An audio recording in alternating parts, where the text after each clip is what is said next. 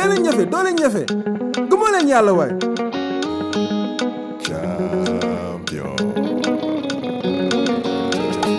Legend in the making. Never thought about how long the dream would take when your confidence is breaking and you're fighting not to give in to temptation. Champion no be easy. Even a silver spoon needs food to feed a fool full of privilege. Money no be talent, talent be divine heritage. That's your leverage. Hustle every day where you know they see top. Bank alert still no drop. I'm the brother, yes. My niggas in the Ghana son. I'm really excited to introduce Young D3mz. He's a young, versatile, talented artist who's been recognized by the Ghana Music Awards, Apple Music.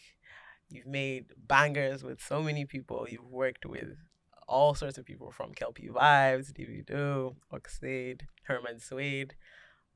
Thank you so much for being here. I appreciate it. Thank you for having me. I mean, it's like, I love being in New York, and so it's good to just finally have a conversation like this in this city, and just keep pushing my shit. Yeah.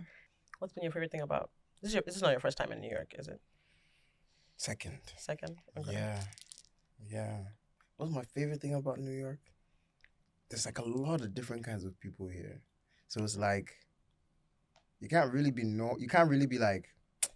like special.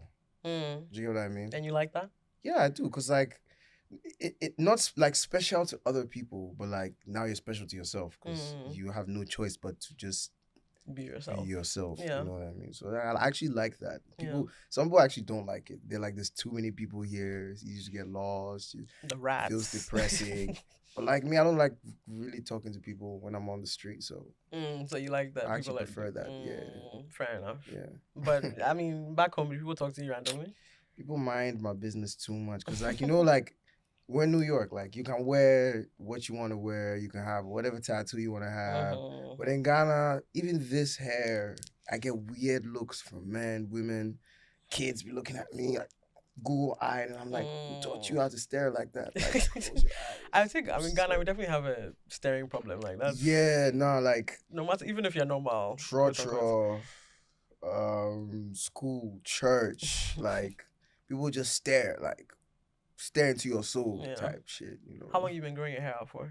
Say like 3.5 years now. Yeah, I started during COVID because, I mean, the obvious reason. Yeah, we were all at home. You can't go for a haircut. So, you just, at some point then, you just twist it out. And then I've always wanted to. Like, when I was a kid, I've always wanted to have long hair. But, my mom said no. You got new parents. Yeah, when I saw the opportunity to grow it out, I was like, screw it, I'll just do it. So what do your parents think about it now? Oh, my mom actually likes my hair like a lot because she's like proud that my son has natural hair like this. Like, what about all your daughters? Do you have siblings, sisters? Yeah. Okay. My sister, younger than me, she's the youngest. She has amazing natural hair. Okay. Big ass afro. Okay. And my other sister too, she's like straightening hers out. But like, I'm the one who's like taking it personal with the looks. My hair, yeah. You always have beads in your hair. Is that like your signature style? Do you feel like it's important to have a signature look? Yeah, I don't know. I like the sound mostly. Okay. It's nice. And we're kind of matching. I have beads in my hair right now too. Oh, sick. Yeah, twins. Gang. Because, back in Ghana, like, people also braid their, like, guys braid their hair too, like, especially, like, artists and stuff. And I feel like the beads would just make me a little different because I noticed a lot of guys weren't putting beads in their hair because, like, beads is, like, a girl's thing. Yeah. Apparently. But I was like, nah, like, it looks cool, I could champion a new vibe out there. Yeah. So, and also, like, when I'm on stage and I'm performing, I can't explain it, but the beads really make me feel like a star. Like, I know I am, but, like, the beats just give it that like when they're flying around in the air and stuff like that rocking back and forth. It makes me feel like I'm doing something. What's your favorite part about performing apart from the beats? I think it's the crowd, really. Like working people. I'm very interested in people, even though I don't like always talking to people. I like to observe people. It's like when I'm on stage and I'm performing, I'm in the zone. I see like a lot of people and I like observe them like individually. Like I lock eyes with somebody and then I can feel myself like catching a vibe with that one person. Mm-hmm. But then as I'm catching that vibe, everyone else is locking on to me too. So like it's just fun with the audience, you know, like people overthink it like you gotta make sure the crowd is wild before you do this or you do that. But it's more like they're people. You have to work with them. You know, you give them something, they give it back, and then you read what it's like. If I do something crazy and everybody's just like, all right, so I know what to do now. Like I know I have to get Turn a it up a couple of little bit. people and get them like tensed up, and then everyone else is gonna be. So I like doing that. It's fun. I saw a clip of you from, I think it was Zama Disco. And you said that if people didn't enjoy the song, they can throw whatever they want at you. Is that, did anybody throw anything? Of course, nobody threw anything, but like, yeah, it's just like again, you know, I like to throw things in there to make the performances more interesting. Yeah, know? and I really appreciate that. I feel like, you know, once artists, I mean, and you're still relatively new to the game, I suppose, even though you've been doing this for a while now. Yeah. But I think once artists get bigger, they tend to like wants the crowd to give them that energy immediately. Yeah, no. Like, you know, advice I've always gotten from Payday, and it's like Payday's this rapper back in Ghana. I mean, you know come him. on now. R2B's, you know. Come on now. He's always told me that, bro, like, prepare to be ignored. And he gave me scenarios, their early shows when like they've been booed before and everything. And he was like, bro, just like thug it, because like it's not gonna be rosy. Whoever tells you it's gonna be rosy at the beginning of the line, like you're gonna walk into crowds that are dead. Yeah. Dead silent for you. And you know, like even Zama Disco, it's Black Coast crowd. They had never announced a lineup. So nobody knows what artists they are going to expect on stage. And they came for him. So as somebody who's like opening, your job is huge. Yeah. They don't care about you. Yeah. So for me, even if I go on stage and there's a couple of people vibing out and nobody threw anything on stage, I'm good. Yeah, you've had a good show. I'm good. I've had a good show. I'm glad you mentioned Payday. So I know you grew up in Tama. You went to boarding school in Tama. Yeah. I would say a lot of our biggest stars come out of Tama. Yeah. How much has being from Tama, being a Com5 boy, how has that played into the music that you're making? No, it's a huge impact because, you know, like in some ways, Tama is very different from like most of Accra. I mean, it's the port city. So all the, you know, stuff that has to come through like the West Africa in general mostly comes to the Tama port.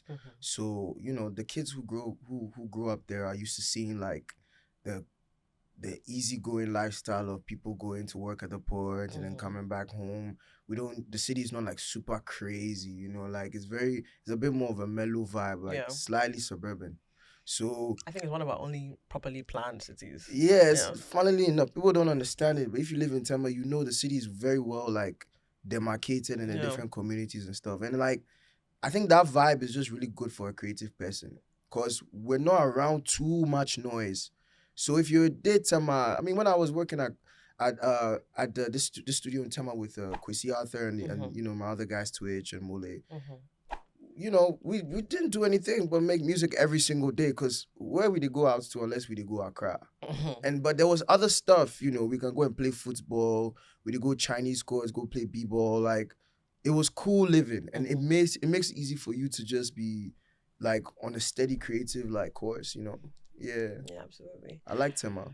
I'm glad you mentioned Kwesi Arthur, Kofi Mole, Twitch. Yeah. Well, again, you started in high school, but I think your professional career started with Ground Up and in their studios. Obviously, those who know, you know, Ground Up has gone through a lot of recent changes. I feel like you're essentially a child of divorce.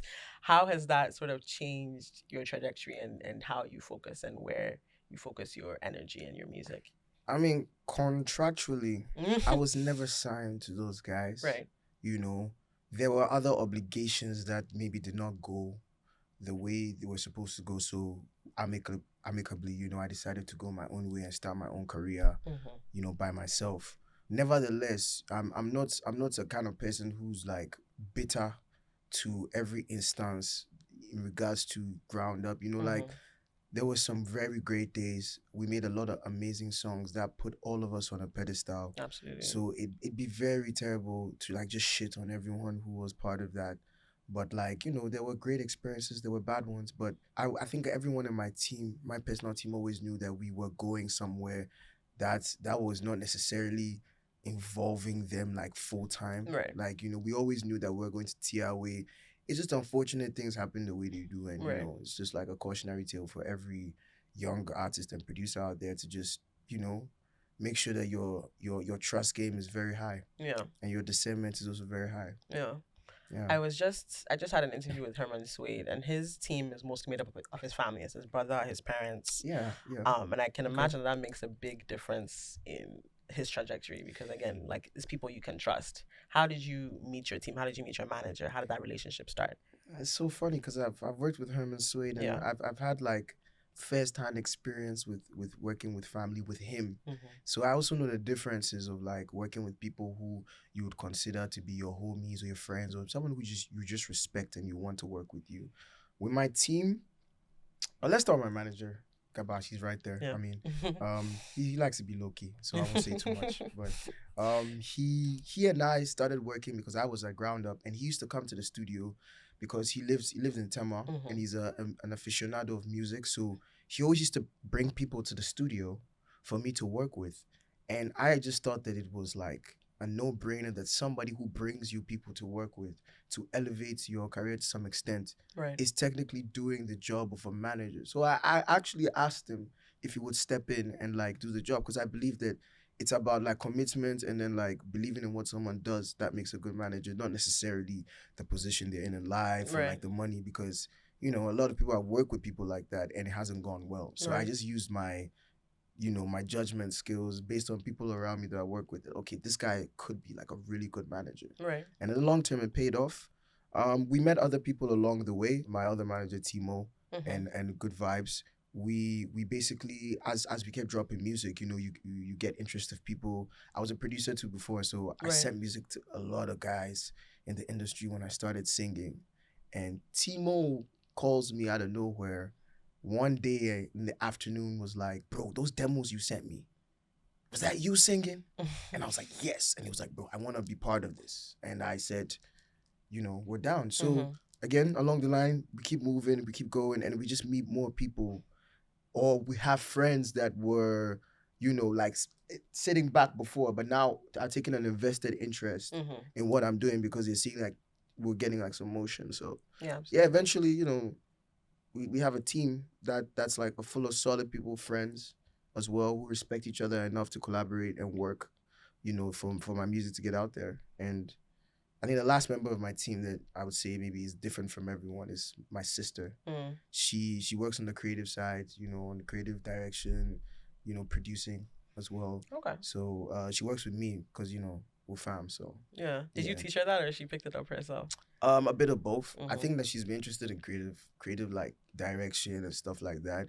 And I allow her to practice her ideas through me, but a lot of like the stuff creatively that comes together with like our team is from my head and she just helps to produce it. And I think Right. she's learned like a lot working with me in like the past 1 year. So definitely like it's like learning off of each other Mhm. kind of thing. Yeah. Does she have a producer tag that we should look out for? What's her name? I mean like as a producer, I mean like you know, producing like the photography Oh, okay. and like the, you know, like the video content Right. and stuff that we come up with. Okay, Yeah. okay. And tell me how your parents feel about that. Because I was at your listening party just a few days ago, and you mentioned that you come from a religious family. Yeah. You played guitar in church. Yeah. You know, you're clearly a church boy. That's how you started really in the music thing, if anything, from gospel to the R&B and I was a Afro church music that you're boy. doing now. How are your parents sort of feeling about your success so far? Because you're going, you're traveling, like you're out here. Yeah, they're happy right now. They really are. You know, like they give me a lot of space to do what I do. Mhm. And you know, like I said, my parents are very religious. My dad is like into the church stuff a lot. Mhm. You know, he's very devoted, and we've had honest conversations about this stuff. I mean, like you know, I'm growing, so like it's more about what I want out of life, not necessarily like stepping on my parents' toes. And that may sound kind of harsh, but like it's true. You know, Mhm. like we're growing to become the people we want to become. Mhm. So my parents see the motion. You know, at first it was producing just like regular songs for people in my high school. And then it became like youngest producer to ever be nominated in the country's history Right, for producer of the year. right. then that's when they were like, okay, he's not playing around, you know. And then one day I was just like, oh, I'm going to South by Southwest next week. I'm gonna go perform. See you guys. And they're like, you know, You're like legit. so there. little things like Yeah. I do present them like little, you know, moments to kind of show them that like there's progress. You know, it's my way of showing them a report card. Almost, you know, like my dad's favorite artist is like Davido. So the first time I ever got to work with Davido, he's the first person I send a video to, the very first, Yeah. because like he loves him. So I just wanted him to know that like I'm going somewhere with this. Like follow me along too, you know. Yeah. Yeah. Yeah, because I find that, I mean, in Ghana, I think it's a cultural thing, really. Like, people don't, you know, people don't respect it as much, even though I think the creativity that comes out of Ghana has moved so much within the global culture. I mean, going back all the way to Osibisa. Yeah, like it's like we don't know, but it's been there before. It's just it died, and that's how culture is sometimes. Like it dies and it comes back, and then like people have to rediscover new ways, and then like that's why we're here. We have to like make sure that we're representing the culture in a good way, that the next batch of people that come understand what we were doing and then they're inspired by it, and we keep it pushing. But like my dad is a music lover, so he also knows that it's possible to make it out of music, but it's hard making it out of where we're from because of so many things. Like the general state of Ghana is just alone. Like if I had to get into, we'll have like a 3-hour long conversation. So. I mean, let's talk about that a little bit. Is it hard to get, you know, let's say visas to travel, or even just the funding to do that? I feel like it's like hard to leave to the Western world in general when you're from West Africa. Absolutely. Because of just the stigma attached to what people like the bad ones who end up on the other side, what they do, you know, like the kind of stuff they're involved in. It definitely does give a bad light to people when they're applying for a visa. But you know, we're like in a resurgence of African music. Absolutely. And Afrobeats is like super popular now, and if we're applying for a visa because we got a show that we gotta go do, it's most likely that you might be able to get that visa because people are understanding now that we have a reason to be in those places to do what we do. And you know, I mean, at the end of the day, like someone like me, I'm always gonna want to live in Africa and Ghana. Like, you know, I might even go back and live in Uganda, but we need the access, and sometimes it's a little annoying. Yeah. Because the first South by Southwest, the entry that I got, we didn't come, because like obviously like the timing between getting visas and then the travel time and finding out. And that was 2022, right? Yeah, like we didn't do the research, so we just like thought it'd be a pretty simple process. But when you're going with a whole team of people, like it's something you have to go over and, you know, consider. So think about work permits. Yeah, you know, all that stuff. And even now as a performer, you know, I'm currently navigating all those permits and all that stuff. But like, you don't really stress too much because I'm at the stage of my career where I'm at the discovery stage. People have to discover me. So it's not a priority for me necessarily to be like chasing a bag or, you know, I'm really just trying to get myself out there so people can know that I have the ability to bring it, you know. But surely there is a bag. Of course. You've worked with a lot of big people, from Kelfie Vibes, you mentioned Davido. I remember at the listening party you mentioned you've been writing with Oxlade a little bit. Oh, from yeah. Kwesi Arthur. Yeah, I mean, Amare, surely. Yeah, I mean, I've worked with all these people. It's been great stuff. Some of these records, for sure, you know, I'm getting back, you know, a good amount of the work that I put in. Right. But I'm gonna be honest, like some of the biggest ones I've made, I don't get anything from them. You know, and like I said, like previously discussed, it's all these things we're talking about. It's some of the issues that made me leave the space that I was in before. Is that, you know, there were these big records coming out. They were doing big things. They're on all over Apple Music. But it's not showing in your It's pocket. not showing, you know, and it's real. Like sometimes we had to say these things so that people know that it's not all rosy. You know, I'll be in the club. They'll put on a song that I've produced, and everyone around me's like, "Yeah, Young Diamond," and I low key feel kind of annoyed inside because I know I'm not all about money, but like sometimes it feels really good to get a reward for doing For hard work, something, yeah. you know, Absolutely. that took you a lot of hard work to achieve. So yeah. Absolutely.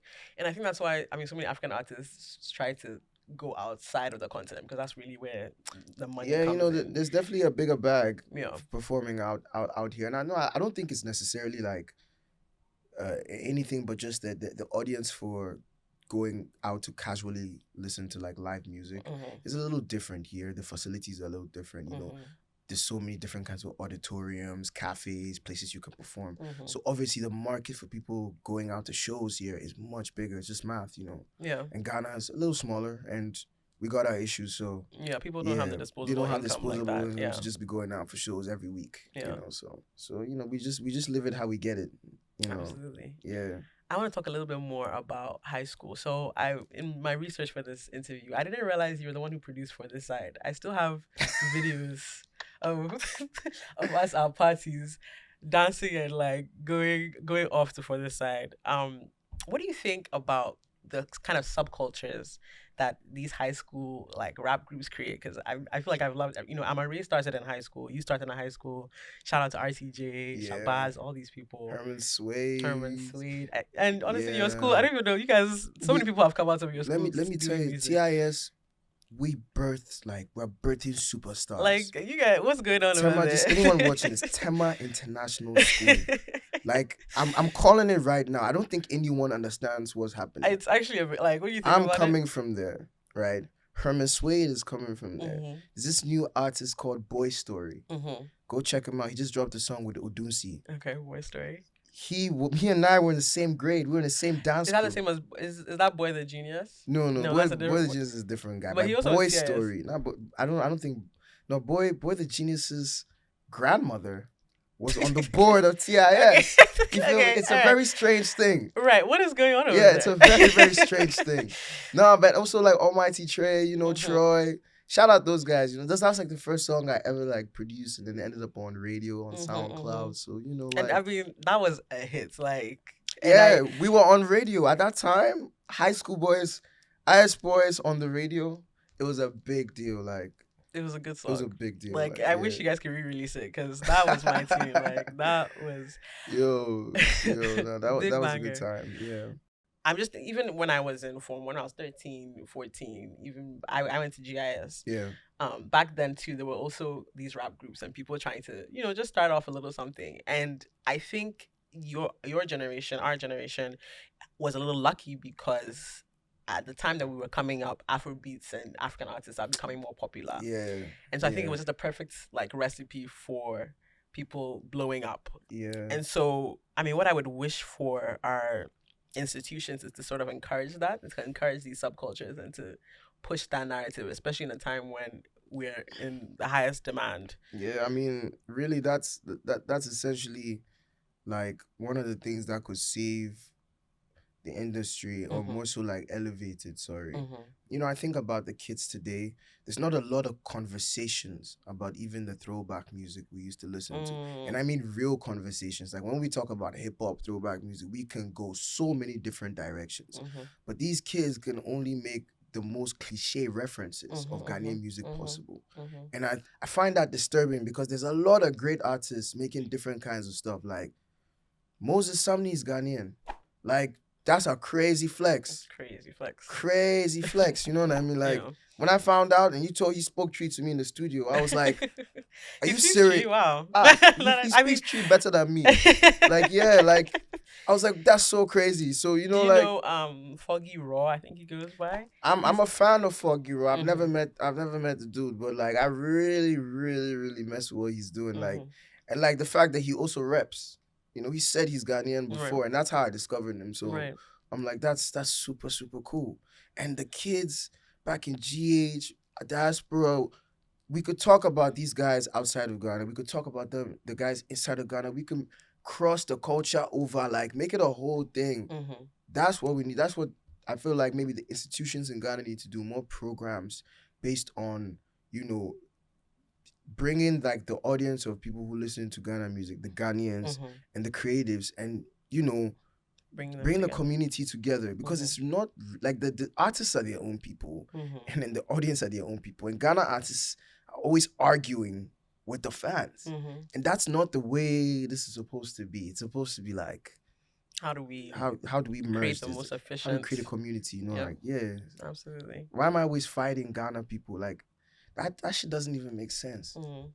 Like, oh, Ghana people be this, Ghana. Why do we say that? You know? Yeah. Yeah. I feel like we don't give ourselves enough. It's almost like we don't show enough love to ourselves. We don't support each other No, enough. it's definitely a little bit of self-hate. Yeah.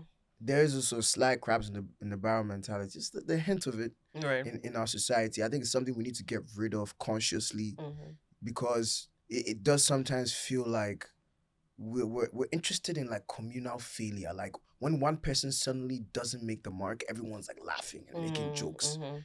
And I'm like, it's almost like we waited for their moment to happen. Mhm. Why? Like, didn't we want them to go far? I don't get it. Mhm. Like, Mhm. even when we elect leaders, like, I'm not a political person, but like, you elect somebody, and it's like you want to see them fail so you can make jokes. You don't even want to see them do good. Right. You're just only expecting the negative. That's what I feel like Ghanaians need to get rid of, though, Right. as a people, in order to make this creative space more conducive for like diversity of different genres and different art styles and stuff like that. You know. I was having this conversation with a cousin, and we're trying to understand why, some and this is, I mean, they're completely different artists, right? But Yeah. let's say someone like Amare versus like Black Sheriff. Black Sheriff has been very supported by the Ghanaian community, pushed to the max, and luckily for him, he has great management that has like helped him Yeah. to grow. Yeah. Amare also has great management, but I feel like there's a certain lack of support from Ghanaians. It's like when she first started out, it's like she almost had to go to Nigeria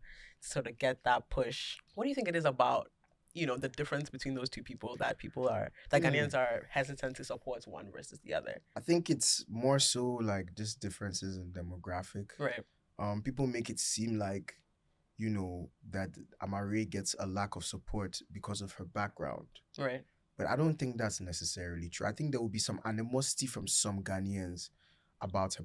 Bro, even me, I go through it. Like, Right. it's normal. If you went to an international school in Right. Ghana, you will ISDB. receive some like, oh, by you BDB, you for blow, like, Yeah. it's normal. I think what it really is that Blacko makes like really high life influence music, Mhm. and Ghanaians love high life, Mhm. and he merges it with the current sound of hip hop that like everyone's really in love with too. So it's like a double whammy. Of course, people in Ghana are going to support it because we've been waiting for somebody to be a new vanguard of high life, Right. like not the regular guitars and drums live band high life, But to like reimagine a it. new way, and Right. he did it perfectly. Like, if I, as a producer, I've always imagined someone could do drill and high life, but Right. I don't have the capabilities. I also don't have the interest. Mm. But the minute he did it, I'm like, okay, this is it. So I can understand the support, and anyone who loves high life, many fans across the world would also appreciate like his innovation. So Right. it's different. Amare, even in like popular music spaces, some people consider her to make like very alternative sounds. Absolutely. And Ghanaians are getting used to that new sound. Yeah. Like the audience of people. I don't think they hate it, but I don't think they listen It's to an it a adjustment. lot, Yeah. And Nigerians, well, there's a lot of them, so you will get a bunch of people who like that kind Right. of stuff. So Right. obviously the appreciation there, is different. Like even me, like my audience is mostly New York actually. Mhm. So, I'm surprised by that because I make like African music, but it is what it is. Maybe it's because of the kind of, influences inside. Right. It gravitates to people who love like R&B pop more. So I think that's just what it is. I don't think it's like Ghanaians don't like Amare or anything like that. No, absolutely not. No, I didn't mean that at all. I just Oh, meant yeah. But, like, people have said that Yeah. before, and I just don't think it's true. Yeah. I think that the more Ghanaians discover people like her and, the likes of, they're actually pretty interested to see Yeah. what they have to offer. I listened to you talk, and you talk about producing like it's something that you used to do. Even from your older interviews, you seem to like have moved over to artistry full time. Is Yeah. that what sort of drove that decision? Was producing sort of something that you did just because you weren't ready to be an artist? Do you prefer being an artist over being a producer? I think it's a bit of both. You start doing something, obviously you get comfortable, and then you start to feel like, oh, I could prefer to do this a little longer than I do the other thing.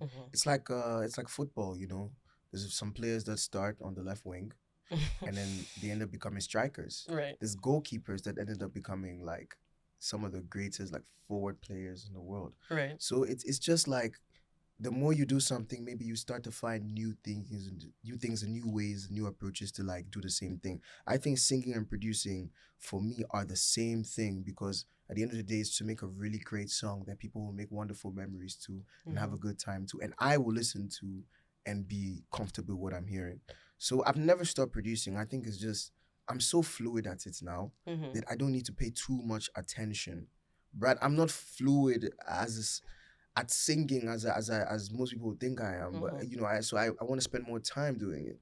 You know, like I can make a beat in 2 hours, full production. Right. But I can't sing my ass off for 2 hours yet. Right. And I know that. So I'm working towards it. And I prefer to do it more than something that I've done like 10,000 hours already. So, Right. Yeah. I think it's a very popular move. Like so many people start as producers and become artists. You know, I can think of Magnum, Young Shout out John, Magnum. Berry. Yeah. It's like we have the mind for it, you know. Right. The minute you've made a beat, you've already pretty much made the song. Yeah. You can just fill it in. Like you can mumble stuff that even sounds like a song. So all you have to do is just sharpen that stuff, and then that's where the vocal stuff comes in. Come on. So like we producers are definitely like always, you know, have the potential to become the maddest artists. And we've seen it. History has told itself. I mean, D3mz. I work with D3mz. She basically, and me and her were co-producing everything. Right. You know, Kelp is now an artist. Right. He's so crazy. His music's fantastic. We got Kanye, Right. you know. Malik Berry used to be a producer. Right. Like heavily. Yeah. It's all these guys, and Feels.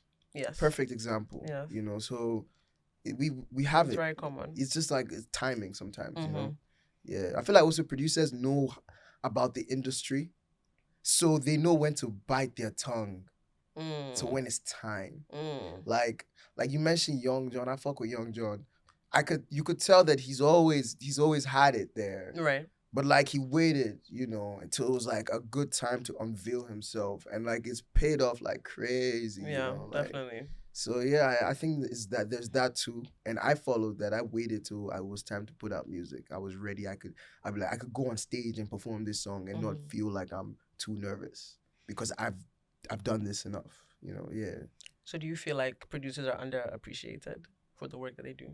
Where I'm from, yes, because I believe it's not the same everywhere. Yeah. I believe there's producers I've met from different places who do feel appreciated for their work. But I mean, I think that the appreciation thing is always like also down to you a little bit as well. You got to make sure that there's some things protecting your craft, you know, so that you do not feel undervalued. But, you know, I mean, we don't have a general structure for these things back in Ghana. So it's hard to feel the love as a producer. Like, even when you get the recognition, like, I feel like I should have won the VGMA for Best Producer of the Year. Right. That time, you know, I wasn't hurt by it. I was in the studio during the award show with another producer who was nominated. I was with Right. MOG. We were sitting, and he was just like, "Oh, let's check it out on Twitter real quick. Who won?" And he just tapped me on the shoulder, and he was like, "Should have been you though." I was like, "It's cool. It's cool. Let's continue. Let's get back to work." You know, and that's what it was. We're getting there. The fact that I was nominated is a win for the culture, Right. in my personal opinion. Like, nobody that young or doing like Gen Z production Right. has been there. So it was good at least to be there. But, you know, a win would have been fantastic. Right. The recognition is definitely needed on the like hype side of things, producers, as well as the financial side of things. I think producers need to be paid often. Ghana music is basically all about the production. Yeah. I don't see why we don't highlight that more. Yeah. Yeah. Especially because, I mean, in terms of lyrics and that type of thing, the Yeah, vocals, we're not really, I don't think it's not, we're not singing opera. Like, yeah, let's you be know, real. we're not. If there was Exactly. no auto-tune, we'd suffer. I'm being serious. You know, here. I agree with you. Exactly. So, and it's like, the producers know they get paid. yeah. You know, and more so, here's the issue with this, is that if you don't pay them, you're not promoting a culture. If you're not promoting a culture, you're not going to get better. Ghanaian producers will not get better if you don't pay them better. It's simple. Because then if you pay a person good for a production they've done, they have the ability to leave the country, to fly, to go work for other people, to see the world, to understand what the systems are like everywhere else. That's exposure. When you have exposure, you become better at what you do times 10. Right. You know, so it's like the more we keep snubbing these guys, not paying them, the worse the producers are going to become. Right. I want to encourage you. I know it's hard. But again, I think Ghana is at the center of a lot of the Afrobeats culture. And we don't get enough recognition for that. We don't have enough supports financially or Yeah. even just by recognition.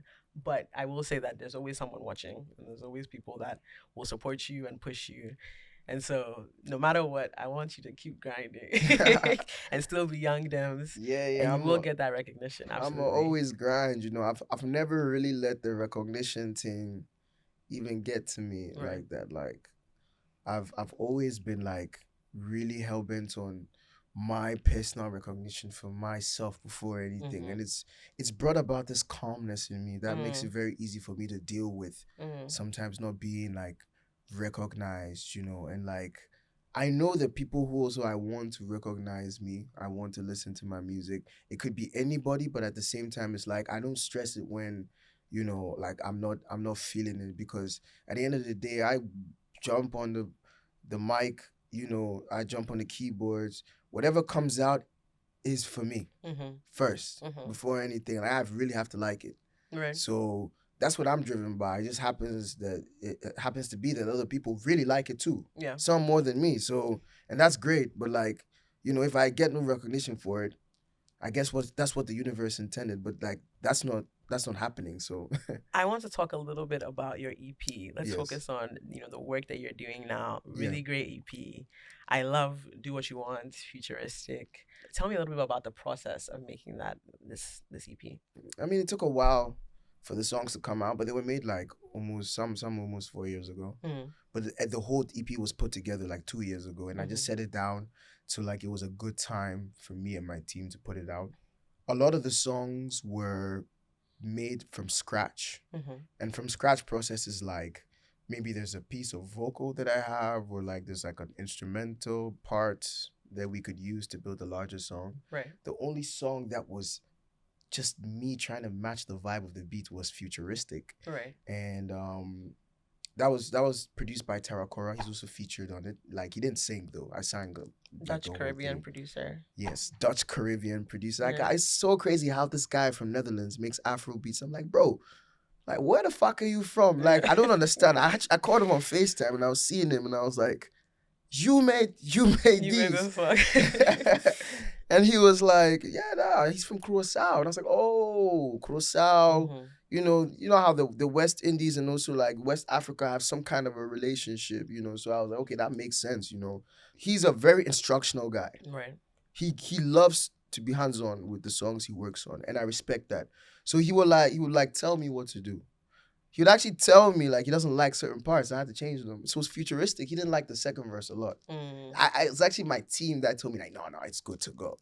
He was like, you gotta change it. You know, he's like, he feels like I could have gone crazier. Mm. And I respect him because he pushed me to make arguably the best song vocally on the tape. Yeah. It's a great song. And he I pushed, that like song. he made me go, like he made me spend a week recording that song. Right. Just back to back to back to back till it was right. And the other songs were just like, you know, skirmishes that we put together and we refined them. Mhm. The Uchebi produced three songs. He produced Game Love, Fallen Again, and then he produced Sundown. Mhm. So with those ones, same process. I'd usually pull up to his apartment and he'd play something. So Fallen Again, he played like a really simple beat, like a 30-second thing. And I'm like, okay, can you extend this? I think I know who we're going to put on this song. And he's like, who? I said, I want us to put Azanti on this song. So from even before the song was completed, I texted Azanti on WhatsApp that, bro, I have a record for you. It's not even finished yet, but trust me, That's for it's you. got you on it. Yeah. He's like, whenever you're ready to send it to me, just send it through. Because, you know, me and him have worked on a few records. Right. So with that song, I mean, I just put everything together. And when Azanti finally came to Ghana, I just made sure that I was around Yeah. so I could get that verse off of him. And he was very gracious.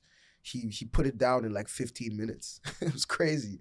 He didn't even write nothing. He just spat it out. And I'm And like, it was fire. appreciate it. You know, he did exactly what I expected him to do. Yeah. The other songs, you know, it's like stuff sent over WhatsApp or like Uche playing me stuff on his dining table and then we get into it. You're sort of Yeah. talking about the simplicity of things, and I think that's like a trend within your music. Like it's very simple, but like really good vibe. It hits the spot. Like it's doing exactly what. And I feel like I was listening to "Do What You Want," and that's one of the songs that you produced on the EP. One of the few songs that you produced on the EP. Yeah. I could almost tell that was your production versus some of the others ones. Do you have a signature style that you put on your beats? I think maybe not like a very distinct signature style, but Mhm. most definitely an approach, certain instruments that I love to use that you hear in my productions. You know, I really love a good drum bounce, a simple but effective drum bounce. I like them to knock, but I don't like too much noise in my drums. Right. And you know, I love guitars. Mm-hmm. Like I play the guitars and do what you want. So Mhm. like you can tell that like I customize a lot of like what the guitars were doing. I was pitching and shifting them and stretching them different ways. Like because I played that stuff, so Right. it was easy for me to do it. And whenever I produce, when my guitar's around, same thing I'm doing. I play one or two things, you know, and then I stretch it out so it doesn't sound like a guitar anymore. It just sounds like something else. Mm-hmm. And then I love like instruments from the 80s, electric piano, violins, flutes. You know, a lot of that stuff is in the music either I listen to or the music I make, like the productions I choose or the ones that I even produce. You know, Right. it's very like Minnie Riperton, Marvin Gaye, Luther Vandross, Teddy Pendergrass. That instrumentation speaks to me, so I like to use that stuff. Yeah. I want to flip the switch a little bit here. Towards the end of the show, I like to play a little game with my guests. Hey, go for it. Something simple. Yeah. Basically, a this or that game, you choose between two options. So, for example, I can say Teddy Pendergrass or Luther Vandross. Who do you prefer and why? Oh, that's easy though. I pick Teddy. Okay. Teddy was I mean, musically everyone's gonna argue maybe Luther Vandross, but Yeah. Teddy was fly. Yeah. He was sexy. fly. Yeah, he was a sexy Yeah. guy. I wouldn't even lie. He was fly. And like, you know, when he was wearing the mink coat Mm-hmm. and singing on like that's what I want to be. I want to be like Teddy Pendergrass when I grow up. For real. Like, you know, like your aunties, like we will basically become uncles and aunties in the future. Everyone's gonna be like, oh, let's put on that Young Dams. You feel me? Yeah, absolutely. Yeah. So I know you're a hip hop fan. Do you listen to Asaka a lot? Are you a drill, Ghana drill? I don't listen to it a lot, but I'm a fan of what they do, and I listen to a couple of the jams for sure. Okay, so if I say J Bad or Quick Who Smoke, do you have? This question be hard, yo.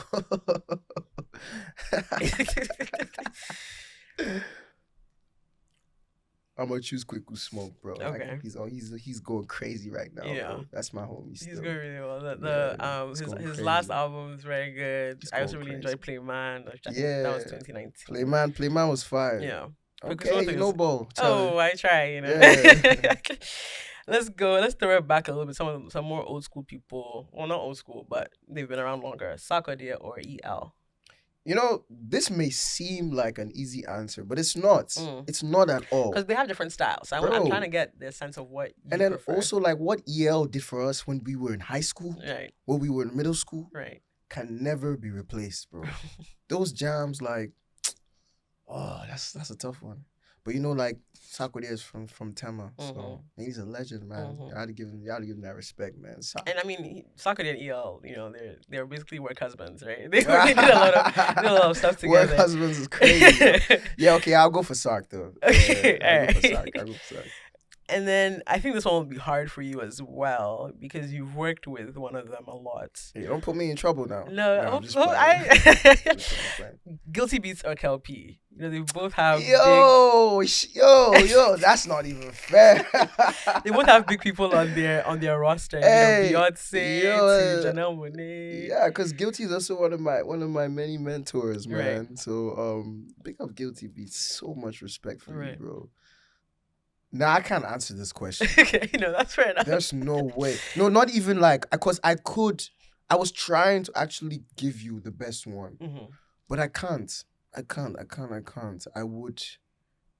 It would be a great disservice to both producers to see who's better because they're just so good, Yeah. both of them. So like, I don't even know. But you know what? For the sake of KLP switching over to the artist side, you sold out, my guy. So I'm gonna have to give that to Guilty. Fair enough. Fair enough. Yeah. And then in terms of songs you've produced, I'm gonna go within the where you almost won awards for. Mhm. So between Bajo and Toxic off of Son of Jacob, Yeah. what would you pick as your favorite? Ooh, it's actually Toxic. I like Toxic a lot. I like that. I really I like like the Toxic a lot. production I did on that song. Actually, I really didn't even like so many things about how like Toxic sounded finally. Because I'm such a picky guy. So when it's out playing in public, I'm like, "Arr, fuck." So I have my own version of it that Oh, I okay. listen to. So were there multiple producers working on that, or like how did the Yeah, it was because at the outro of Toxic, there was a 30-second interlude that was created by Boy the Genius Mhm. that Quissy had commissioned. And it was at the end of the song. But I created a version that was just like for me to listen to, that was everything a bit more boosted, because I just really loved the way that the song goes. Mhm. So I just I but know like one of your favorite Christiana songs is Turn on the Lights as well. yeah, That's also, I agree with you, very underrated. I think I was ahead of my time when I made that production. I really didn't understand what I was doing. Like I thought I was just making like some cool shit, but I made a 101 for Quissy Right. out there for sure. And I'm glad we made that record. It's a good one. So.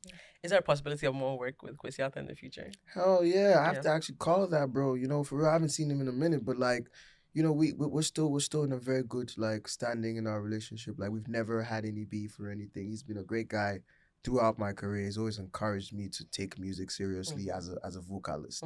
So whenever he's ready, I'm ready to make new music for him. Whether it's two of us on one song or me producing, like I don't care. He's like my bro. I have a lot of respect for him. He showed me a lot of things that a lot of people didn't when I first started. So yeah, it's gonna be mutual love always. So Absolutely. yeah. Staying within that family, and these are Twitch songs. So Baby versus Superman. I'm partial to Superman because of Amare is on there, and I'm a huge fan of Amare.